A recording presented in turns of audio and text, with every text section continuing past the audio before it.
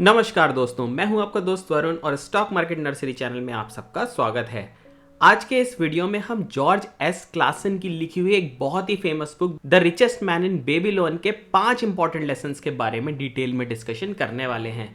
ये एक ऐसी टाइमलेस बुक है जो आपको बहुत ही वैल्यूएबल फाइनेंशियल विजडम के बारे में बताती है और ये लेसन्स आज भी बहुत ज्यादा रेलिवेंट है। तो इस वीडियो को एंड तक जरूर देखिए। ये आपके फाइनेंशियल और इन्वेस्टिंग करियर के लिए बहुत ही इंपॉर्टेंट वीडियो है। अगर आपको ये वीडियो पसंद आए तो इस वीडियो को लाइक जरूर करें और अगर अब तक आपने हमारे चैनल को सब्सक्राइब नहीं किया है तो प्लीज हमारे चैनल को सब्सक्राइब जरूर करें। तो चलिए स्टार्ट करते हैं। सबसे पहला लेसन है start thy purse to fattening. ये लेसन ये एम्फेसाइज करता है कि हमारे जीवन में सेविंग्स और पेइंग योरसेल्फ फर्स्ट का कितना इंपॉर्टेंस है। तो जब भी आपको कहीं से इनकम मिलती है, चाहे आप कहीं जॉब करते हैं आपको उससे इनकम होती है या फिर आपका कोई बिजनेस है और आपको वहां बिजनेस से कोई इनकम होती है, तो सबसे पहले आपको अपनी सेविंग का एक पोर्शन अलग करना है। तो जब भी आप लोगों की इनकम आती होगी आप उससे अपने बिल्स पे करते हैं, ग्रोसरीज बाई करते हैं। इसी तरीके से सेविंग्स को भी एक नॉन नेगोशिएबल एक्सपेंस की तरह ट्रीट करना है। यानी कि जब भी आपकी सैलरी आती है सबसे पहले आपको अपनी सैलरी का एक पर्टिकुलर पोर्शन सेविंग्स के लिए रखना है। तो ये लेसन हमें ये बताता है कि अपनी इनकम को खर्च करने से पहले हमें सेविंग्स को प्रायोरिटी देनी है। ऐसा करके आप एक फाइनेंशियल सेफ्टी नेट बना सकते हैं और आप फ्यूचर अपॉर्चुनिटीज के लिए अपनी कैपिटल को क्रिएट कर सकते हैं। तो इस बुक में इस लेसन को इलस्ट्रेट करने के लिए बंसीर नाम के चैरियट बिल्डर की स्टोरी बताई गई है। तो बंसीर काफी हार्ड वर्क करता था, पर बंसीर हमेशा फाइनेंशियली स्ट्रगल करता था और वो अपनी सारी इनकम को स्पेंड कर देता था और उसके पास सेविंग्स के लिए कोई भी पैसे नहीं बचते थे। तो बंसीर अपने एक फ्रेंड अरकाद से मिला। अरकाद को रिचेस्ट मैन इन बेबीलोन कहा जाता था। तो अरकाद ने उससे एक सवाल पूछा। अरकाद ने उससे पूछा कि जब भी तुम्हारी इनकम आती है तुम अपने को कितना पे करते हो। इस पर बंसीर ने यह जवाब दिया कि मैं तो कुछ भी सेव नहीं करता हूं। इस पर अरकाद ने उसको एक एडवाइस दी। अरकाद ने यह कहा कि जब भी तुम्हारी इनकम आती है तो अपनी इनकम को खर्च करने से पहले अपनी इनकम का 1/10 पार्ट यानी कि 10% तुम्हें अपने को पे करना है। यानी कि अपनी इनकम का 10% आपको सेविंग्स के लिए बचाना है। तो अरकाद के एडवाइस पर बंसीर ने अपनी इनकम का 1/10 पार्ट रेगुलरली और कंसिस्टेंटली सेव करना स्टार्ट किया। ओवर द टाइम उसके पैसे इकट्ठे होने लगे और कुछ समय के बाद उसके पास सेविंग्स काफी ज्यादा हो गई। तो start thy purse to fattening lesson का प्राइमरी गोल ये है कि इंडिविजुअल्स फाइनेंशियल सिक्योरिटी को अचीव कर पाएं। तो चलिए अब बढ़ते हैं अपने दूसरे लेसन की तरफ। दूसरा लेसन है मेक दाई गोल्ड मल्टीप्लाई। मेक दाई गोल्ड मल्टीप्लाई लेसन हमें यह बताता है कि आपको अपनी सेविंग्स को वाइजली इन्वेस्ट करना है जिससे कि आप अपने सेव किए हुए पैसे को ग्रो कर सकें। तो जब भी आप अपने पैसों को बचाते हैं यानी कि आप अपने पैसों को सेव करते हैं तो सेव करके अगर आप उसे एक वॉल्ट में रख लेते हैं तो वो पैसे कभी नहीं बढ़ेंगे। तो अगर आपको फाइनेंशियल सक्सेस अचीव करनी है तो आपको अपनी सेविंग्स को इन्वेस्ट करना होगा। आपको कुछ ऐसे तरीके ढूंढने होंगे कि आप अपनी सेविंग्स को इन्वेस्ट कर सके जिससे आप अपनी इनकम को जनरेट कर सके और आपके पैसों की जो वैल्यू है उसमें अप्रिसिएशन हो सके।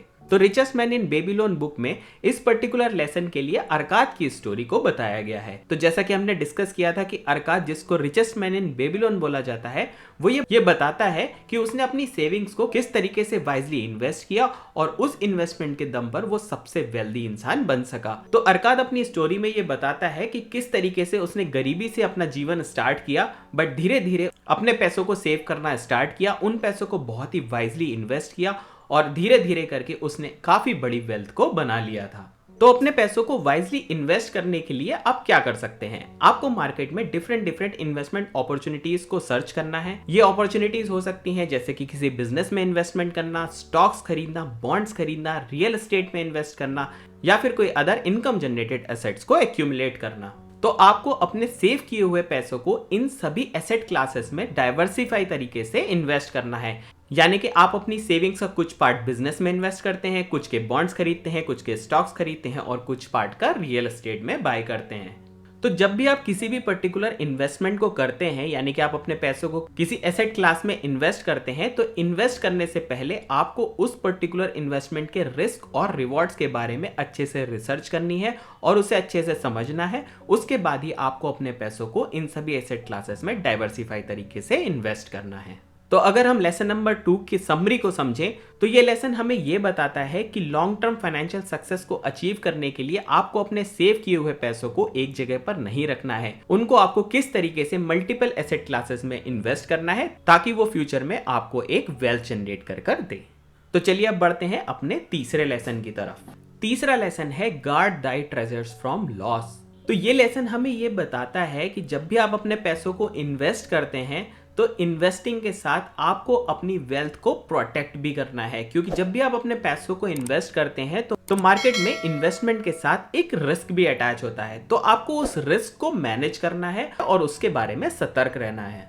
तो ये लेसन हमें ये वार्न करता है कि जब भी हम मार्केट में कोई स्पेक्युलेटिव डिसीजन लेते हैं या फिर कोई रैश डिसीजन लेते हैं तो हमें लॉसेस का सामना भी करना पड़ सकता है। तो चलिए इस लेसन को एक स्टोरी से समझते हैं। तो बुक में यह बताया गया है कि एक कैरेक्टर है दबासिर। तो दबासिर जल्दी अमीर बनने के लिए एक ऐसे वेंचर में इन्वेस्ट कर देता है और काफी बड़ी अमाउंट में इन्वेस्ट कर देता है जो उसकी समझ से बाहर है, और इन्वेस्ट करने के बाद वो अपने सारे पैसों को खो देता है। मार्केट में आप लोगों ने भी देखा होगा कि बहुत से लोग जल्दी अमीर बनना चाहते हैं, बट आपको ये गलती नहीं करनी है। तो इस बुक में आपको कुछ टिप्स दिए गए हैं जिनको आपको फॉलो करना चाहिए। मार्केट में कोई भी गेट रिच क्विक स्कीम से बचना चाहिए। गेट रिच क्विक स्कीम का मतलब है कि जो स्कीम आपको जल्दी अमीर बनाने का वादा करती है उससे आपको बचकर रहना है। किसी भी इन्वेस्टमेंट को करने के लिए आपको ड्यू डिलिजेंस और रिसर्च करना बहुत जरूरी है। आपको लालच और इम्पल्सिवनेस से बचना होगा। इसके बाद एक बहुत इंपॉर्टेंट पॉइंट है, आपको डेट ट्रैप से बचना है, यानी कि जब भी आप अपने पैसों को इन्वेस्ट करना चाहते हैं तो कहीं से लोन लेकर इन्वेस्ट ना करें। आपके पास जितने पैसे हैं आप उसके एक पोर्शन को ही इन्वेस्ट करें। कभी भी लोन लेकर आपको इन्वेस्टमेंट या ट्रेडिंग नहीं करनी चाहिए। And last but not least, सबसे इंपॉर्टेंट पॉइंट है लॉन्ग टर्म थिंकिंग। जब भी आप मार्केट में अपने पैसों को इन्वेस्ट करते हैं आपकी सोच हमेशा लॉन्ग टर्म होनी चाहिए। तो अगर आप इन सभी चीज़ों को ध्यान रखते हैं, आप मार्केट में रिसर्च करते हैं, ड्यू डिलिजेंस के थ्रू आप अपने पैसों को इन्वेस्ट करते हैं, इस तरीके से आप अपने रिस्क को मैनेज कर सकते हैं और आप अपने लॉसेस से बच सकते हैं। अब बढ़ते हैं अपने चौथे लेसन की तरफ। तो चौथा लेसन है make of thy dwelling a profitable investment. तो ये लेसन हमें ये बताता है कि कोई भी प्रॉपर्टी को ओन करने का आइडिया, यानी कि आपका अगर एक कोई घर है जिसमें आपने अपने पैसों को इन्वेस्ट किया है और आप उसमें रहते हैं, वो एक बहुत ही वाइज फाइनेंशियल डिसीजन हो सकता है। तो इस बुक में घर को खरीदने के बेनिफिट्स क्या क्या हैं वो सब भी बताए गए हैं। तो घर खरीदने के बेनिफिट्स हो सकते हैं, तो आपको एक छत मिलती है, यानी कि आपको एक शेल्टर मिलता है, और वो घर आपके लिए एक पोटेंशियल सोर्स ऑफ इनकम का भी काम कर सकता है। फॉर एग्जांपल, अगर आप अपने घर को रेंट पर चढ़ा देते हैं, एक पोर्शन में आप रहते हैं और दूसरे पोर्शन में अगर आप रेंट पर चढ़ाते हैं, तो आपको उस घर से एक इनकम भी जनरेट हो सकती है। तो इस बुक में एक कैरेक्टर है एल्गमेश, जो कि एक बहुत ही वेल्दी मैन है। उसने अपनी कुछ विजडम्स को शेयर किया है। वो ये बताता है कि किस तरीके से उसने अपने घर को एक प्रॉफिटेबल इन्वेस्टमेंट की तरह कन्वर्ट किया। तो अल्गमिश ये बताता है कि जब भी आप कोई अपना घर खरीदते हैं तो आपके पास सबसे पहले एक रहने की जगह हो जाती है। आप उसमें, तो जैसा कि हमने डिस्कस किया था कि आप एक इनकम को जनरेट करने के लिए अपने घर का कुछ पोर्शन रेंट आउट भी कर सकते हैं, जिससे आपको एक रेंटल इनकम भी मिलने लग जाती है। एल्गमिश ये बताता है कि इस तरीके से आप अपने लिविंग एक्सपेंसेस को कवर कर सकते हैं, और अगर उसके बाद भी आपके पास पैसे बचते हैं तो आप इन पैसों को फ्यूचर फाइनेंशियल गोल्स के लिए इन्वेस्ट या सेव कर सकते हैं। जैसा कि आप लोग भी जानते होंगे कि रियल एस्टेट एक लॉन्गर टाइम पीरियड में काफी अच्छा अप्रिशिएट होता है। साथ ही साथ अगर आप लोन लेकर घर को खरीदते हैं तो आप सेक्शन 80C और 24 में टैक्स बेनिफिट्स को भी कंसीडर कर सकते हैं। बट यहाँ पर एक इंपॉर्टेंट नोट ये है कि आप जब भी अपना घर खरीदना चाहते हैं तो आपको अपना घर खरीदने से पहले real estate agents, property manager या फाइनेंशियल एडवाइजर से सलाह लेना बहुत जरूरी है। इन सभी एक्सपर्ट्स की राय के बाद ही आप अपने घर खरीदने का डिसीजन ले सकते हैं। तो चलिए अब बढ़ते हैं अपने आखिरी लेसन की तरफ। आखिरी लेसन है increase the ability to earn. Increase the ability to learn इस बुक का बहुत ही इंपॉर्टेंट लेसन है। ये लेसन हमें ये बताता है कि फाइनेंशियल सक्सेस का बहुत ही एसेंशियल एलिमेंट है आपका पर्सनल डेवलपमेंट, कंटिन्यूअस लर्निंग और स्किल इंप्रूवमेंट।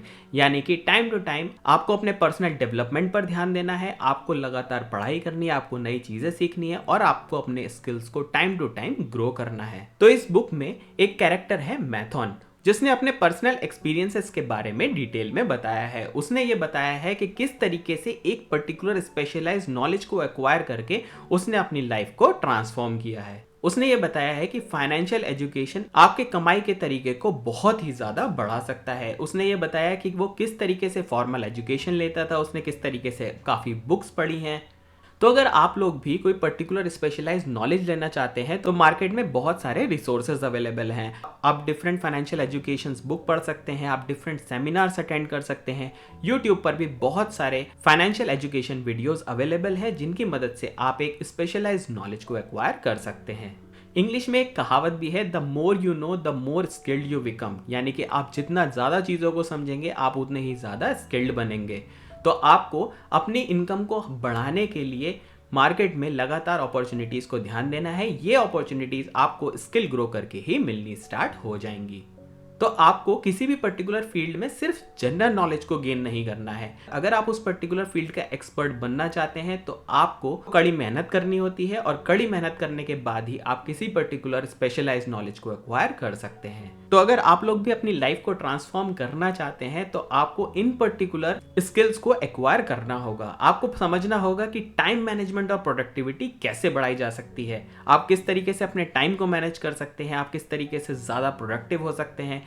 फाइनेंशियल लिटरेसी आजकल के टाइम में एक बहुत ही इंपॉर्टेंट टॉपिक है। जब तक आप फाइनेंशियल लिटरेट नहीं होंगे तब तक आप अपने पैसों को बढ़ा नहीं सकते। आपके अंदर एंटरप्रेन्योरशिप एंड बिजनेस स्किल्स का होना भी बहुत जरूरी है। तो आई होप आप लोग भी इन सभी चीज़ों के बारे में पढ़ना स्टार्ट करेंगे, और आप अपने एक्सपीरियंसेस को मुझे कमेंट सेक्शन में लिखकर भी बताएं कि आपने किस तरीके से अपने स्किल्स को ग्रो करना स्टार्ट किया है और आपको इन फ्यूचर इसका कितना फायदा हो सकता है।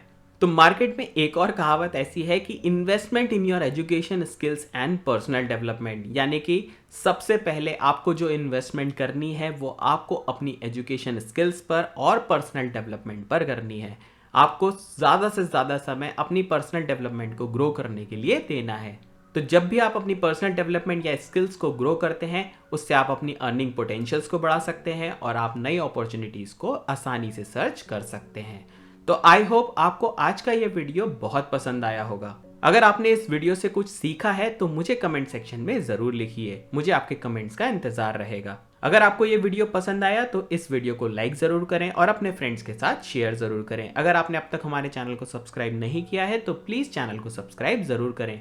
आप हमारे इंस्टाग्राम, फेसबुक और ट्विटर चैनल पर भी कनेक्ट कर सकते हैं। Thank you for watching. Happy investing.